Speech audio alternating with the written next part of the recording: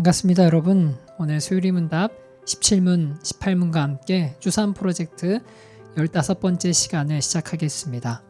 17문, 이 타락이 인류를 어떠한 상태에 이르게 하였나요? 이 타락은 인류를 죄의 상태와 비참함의 상태에 이르게 하였습니다. 18문, 사람이 타락한 상태에서의 죄악됨이란 어떻게 이루어져 있나요? 사람의 타락한 상태에서 죄악됨이란 아담의 첫 범죄에 대한 죄책과 근본적인 의로움이 결핍된 것과 온 성품이 부패한 것인데, 이것은 일반적으로 원죄라 부르며 그 원죄에서 모든 범죄 행위들이 비롯되어 뒤따릅니다. 포털 사이트 뉴스 화면을 보면 속보라는 키워드가 자주 보입니다. 보도의 신속성을 위해 속보를 알리는 거죠. 반면에 유튜브를 보면 속보라는 키워드보다는 자극을 끄는 제목들이 많이 보입니다. 충격, 실화, 파격 이런 것들이 많이 보이죠. 만약 아담과 하와의 시절에 포털 사이트의 뉴스나 유튜브라는 매체가 있었다면 온통 이 타락의 이야기로 도배되었을 것이 분명합니다. 그만큼 충격적이었고 예상할 수도 없었고 전 지구적인 관심이 여기에 쏠려야 했기 때문입니다. 가정에 의한 픽션을 계속 말씀드리는 게 우리가 소유리 문답을 공부하는데 무슨 유익이 있을까 고민이 되지만, 이런 질문은 의미가 있을 것 같습니다. 만약 유튜브에 많은 영상과 속보 기사가 자료로 남았다고 한들 창세기 3장의 타락의 이야기를 받아들이지 못하는 사람들을 조금이라도 더 납득시킬 수 있었을까요? 비록 질문은 가정이지만 이 질문에 대한 대답에서는 우리가 얻을 게 있습니다. 저는 지금과 그렇게 다르지 않았을 것이라 생각합니다. 성경이 기록되던 시기에는 사람 간의 증언이 가장 중요한 정보 전달의 수단이었고, 문자가 기록된 이후에는 지금 영상이 차지하는 그 위치보다도 문자가 차지한 위치가 더욱 독보적인 자리였기 때문에 그렇습니다. 그럼에도 불구하고 믿지 못하고 타락을 받아들이지 못했다면 유튜브인들, 포털 사이트인들 별 큰 영향을 주지는 못할 것입니다. 이런 모습 속에서 아담과 함께 타락한 우리의 상태가 어떠한 상태였는지를 가늠해 보게 됩니다. 사실 우리는 창세기 3장 타락 이후의 시대를 살아가고는 있지만 앞선 세대와 비슷하게 어쩌면 똑같이 크게 문제를 느끼지 않고 있다는 게 솔직한 이야기일 것입니다.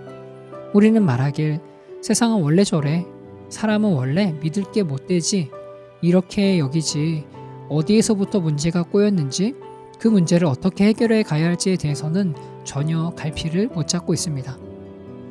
우리는 제도를 개선하고 시스템을 만들고 보수와 진보의 가치를 지키는 것만으로는 결코 해결할 수 없음에도 자꾸 본질이 아니라 현상적인 문제들을 처리하기에 분주하게 움직이고 있습니다. 그러나 성경을 말하길 하나님 보시기에 심히 좋았던 세상과 첫 인류가 이렇게 형편없어진 모습으로 있는 것은 타락의 결과라고 선언합니다. 17문은 타락의 결과를 정리하길 죄와 비참함이 인간들이 살아가는 온 세상에 흘러 넘치고 있다고 말합니다. 즉, 우리가 겪는 온갖 문제들의 원인으로 창세기 3장을 제시하고 있는 거죠. 원인에 대한 점검이 있어야지만 해결로 나아갈 실마리를 찾을 수 있듯이 18문은 타락의 결과, 찾아온 죄악됨이 무엇이었는지를 원인을 추적하며 정리하고 있습니다. 아담의 범죄에 대한 죄책을 짊어진 존재가 되었고, 스스로 자랑할 만한 의로움이 단 하나도 없는 존재, 그리고 죄인의 낙인만 찍힌 것이 아니라 정말로 죄인으로 살아가는 온 성품이 부패하게 되었다라고 우리가 겪는 문제의 원인들을 진단하고 있습니다. 그리고 별 생각 없이 살아가는 우리에게 문답은 성경의 언어를 정리하며 우리가 어떠한 존재인지를 분명히 좀 보라고 알려주고 있습니다. 죄 가운데 죽었고 이 죄가 장성하면 결국 사망으로 우리 모두를 이끌어갈 것이라고 경고하는 것입니다. 별로 불편함도 절박함도 간절함도 없는 자들을 향해 조목조목 타락의 결과를 이야기하며 오늘 우리 삶의 온갖 문제들의 원인이 무엇이었는지를 수면 위로 다 올려내놓고 있습니다.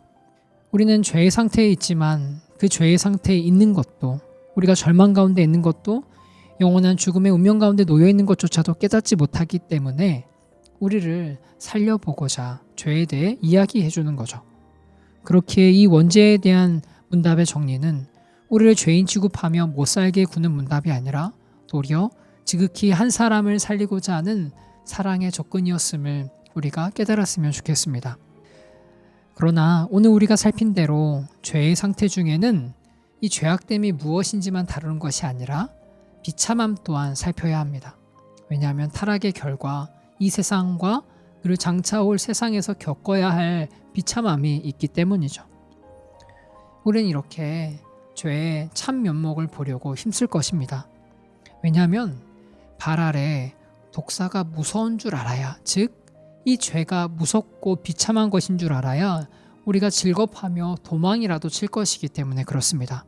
우리 이 죄로부터 우리를 돌이키시고 도망치게 하시는 구주 예수님을 의지하면서 함께 기도했으면 좋겠습니다. 하나님, 우린 죄가 죄인지조차도 우리가 어떠한 상태인조차도 가늠하지 못하는 자들입니다. 저희는 영적인 소경들로, 영적인 무능함을 가진 자들로 아무것도 할 수 없음을 고백합니다. 우리를 단지 살리고자 하시는 하나님의 손길 앞에서 신뢰하며 따라갈 수 있는 믿음을 더해주시고 우리를 첫 아담보다 더욱 큰 영광과 존귀로 구원 베푸실 하나님을 바라볼 수 있는 은혜를 주시옵소서. 특별히 죄 가운데 살아가는 저희를 민망히 여겨주셔서 죄에게 지지 말고 하나님이 기뻐하시는 순종을 살아낼 수 있도록 그러한 특별한 은혜도 오늘 하루 가운데 허락하여 주시옵소서. 감사드리며 예수님의 이름으로 기도드립니다. 아멘.